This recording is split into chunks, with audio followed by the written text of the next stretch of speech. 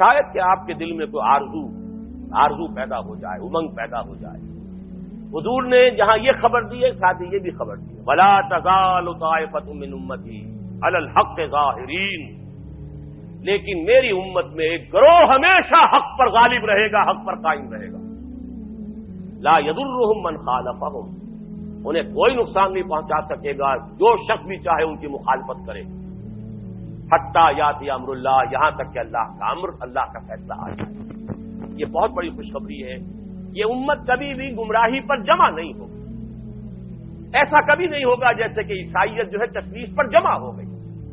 حالانکہ بہت طویل عرصے تک ایسے بھی موجود رہے حضرت عیسیٰ علیہ السلام کے ماننے والے جو خالص موحد تھے، تشویش کے قائل نہیں تھے، لیکن یہ کہ یہ امت جس طریقے سے اب جمع ہو چکے، اب کوئی عیسائیت کی ڈینومینیشن ہو، کوئی چرچ ہو، وہ پروٹیسٹنٹس ہو، وہ کوئی گریک چرچ ہو، کوئی آرتھوڈاکس چرچ ہو، پروٹیسٹنٹس ہو، کیتھولکس ہو، کوئی ہو، سب کے سب تشویش کے اوپر سب کے سب متفق، توحید ان کے ہاتھ سے جا چکی۔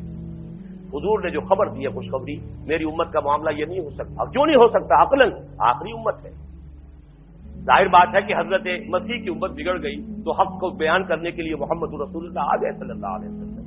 اب اگر یہاں یہ حق گم ہو جائے کلیتاً تو کوئی اور نبی تو آنے والا نہیں، لہذا حضور کو بھی پروٹیکشن دی گئی، حضور کے دین کو بھی پروٹیکشن دی گئی، اور اس پروٹیکشن ہی کا ایک پہلو یہ ہے کہ میری امت میں ایک گروہ ہمیشہ حق پر قائم رہے۔ اللہم ربنا اجعلنا منہم، اللہ تعالی ہمیں توفیق دے کہ ہم ان میں سے ہوں۔ یہ آرزو تو کم سے کم دل کے اندر پیدا کیجئے، یہ امنگ تو پیدا ہو جائے۔ اگرچہ مجھے معلوم ہے کہ ماحول وہ ہے جس کے بارے میں اقبال نے کہا ہے کہ آرزو اول تو پیدا ہو نہیں سکتی کہیں، اور ہو جائے تو مر جاتی ہے یا رہتی ہے خام۔ ماحول غذا نہیں دیتا، آکسیجن ہی نہیں ہے، 2 پتیاں تو نکلی تھی بیج میں سے لیکن مرجھا گئی، اس لیے کہ غذا نہیں غذا۔ امنگ اٹھتی ہے، جذبہ ابھرتا ہے، اس کی آبیاری کا سامان نہیں ہے، خارجی نہیں ہے، سارا داخلی سامان کرنا پڑے گا، اپنے اندر کا تیل جلانا ہوگا، باہر کا تیل نہیں ملے گا۔